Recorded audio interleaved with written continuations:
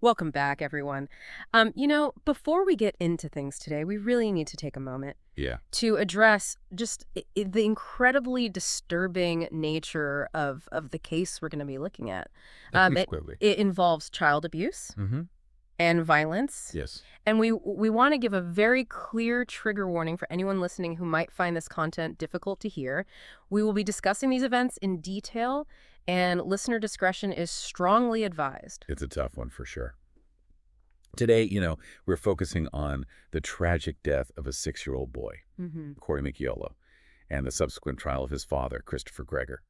So what we're going to do today is really meticulously walk through the timeline of documented events and paying particular attention to the evidence of prior abuse and the circumstances that ultimately led to Corey's death. Let's start by taking a look at this documented timeline leading up to Corey's death. The information we have access to really paints a very troubling picture of repeated injuries and concerns that were raised well before the final fatal events. Yeah. I was reading through this and just like the timeline, oh my goodness. It's really tough. Yeah. So, the timeline begins in October of 2019. Corey returned home after a visit with his father, Christopher Gregor, exhibiting a split lip and significant swelling to his face. And when his mother, Brianna Micciolo, asked what had happened, Corey was unwilling to give an explanation.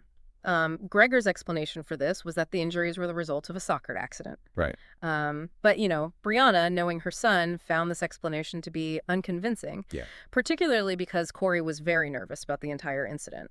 Importantly, Brianna did take pictures of Corey's injuries at this time. Good. Yeah, that's important. Yeah. And her concern didn't end there. Yeah. Brianna took the step of submitting a report to the New Jersey Department of Child Protection and Permanency, or DCPC. Yeah. So this initial incident is significant because it appears to be the start of a recurring and disturbing pattern.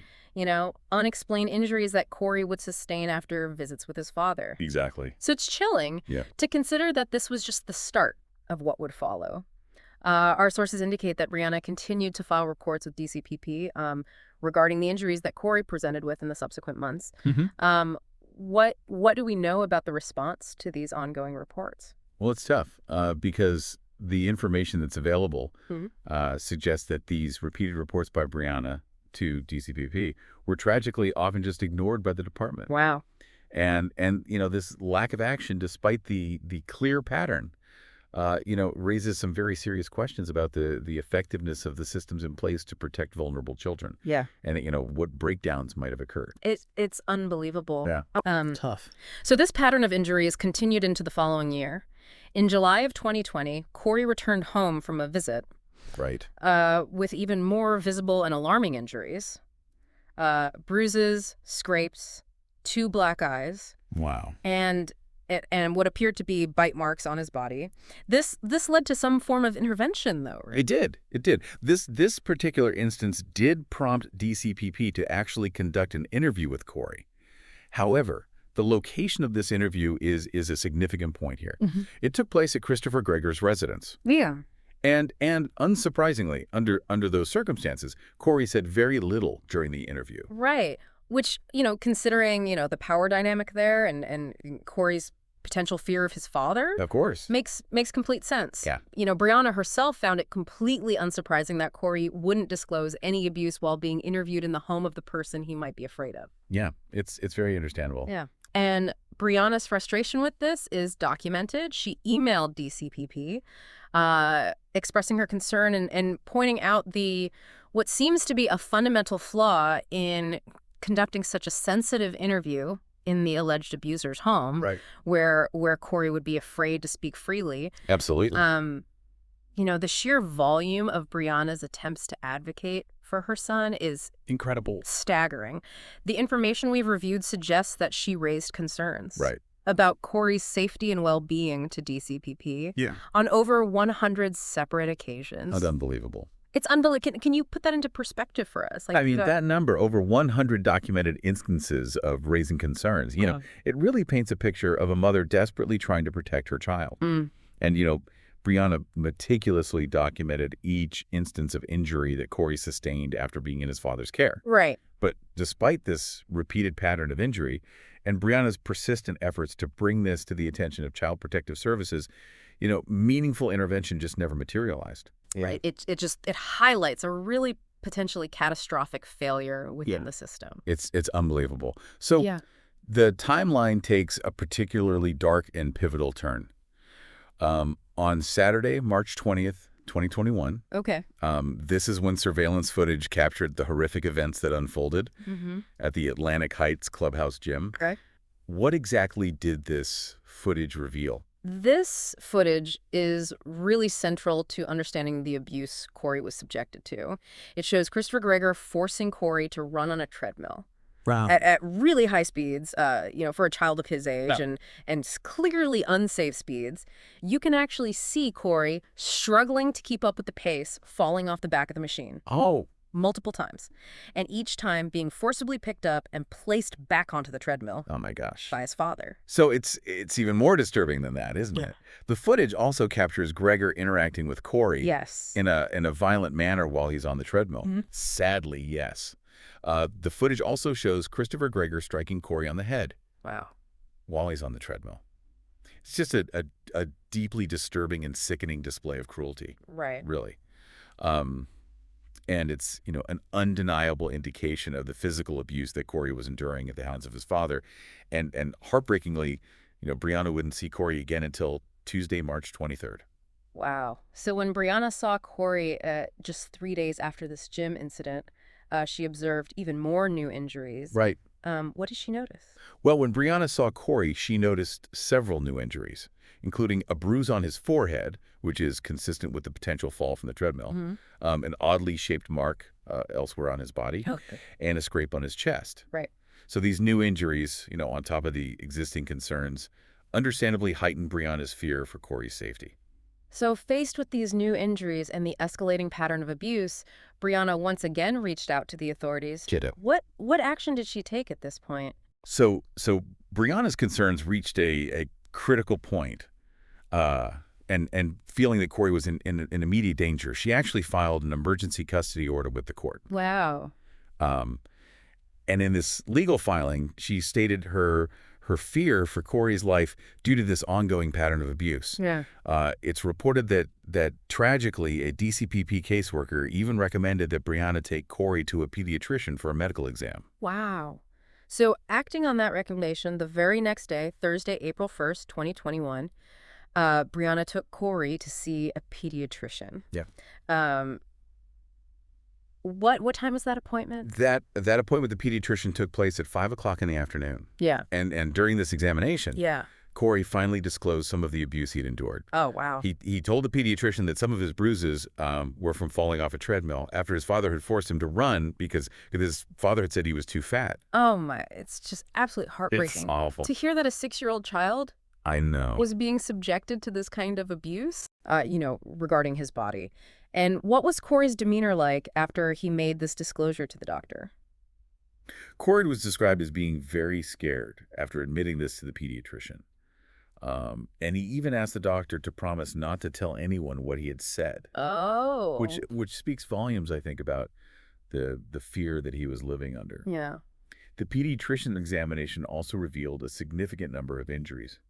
And what exactly did the pediatrician's examination reveal in terms of the physical evidence?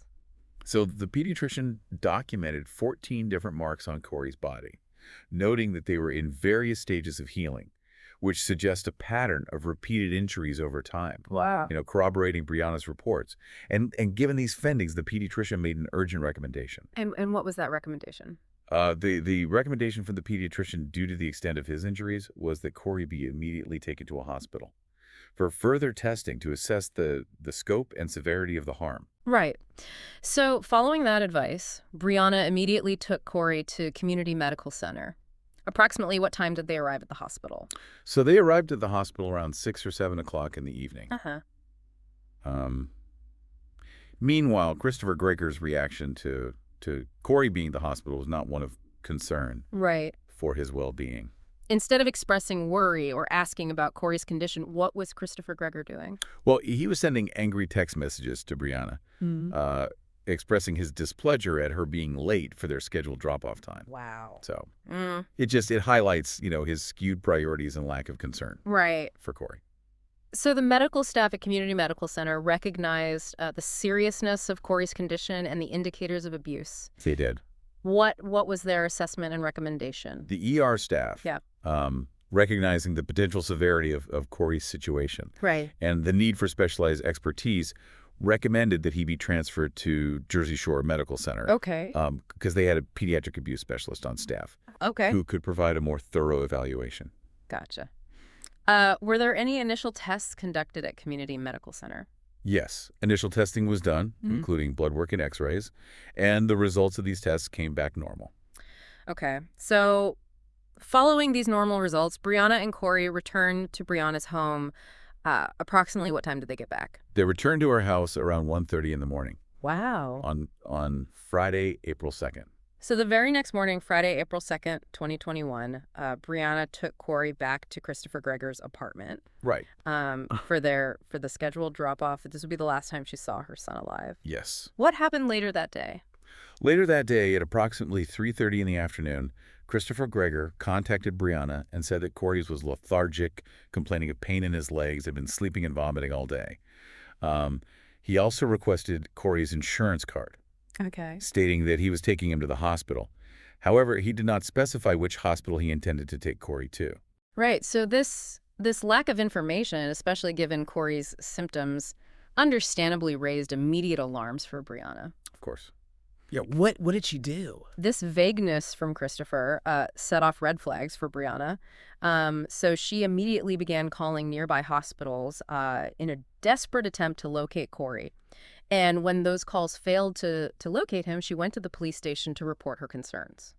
Wow. Yeah. So just minutes after Brianna went to the police, Christopher Gregor was seen arriving at a hospital with Corey. Right.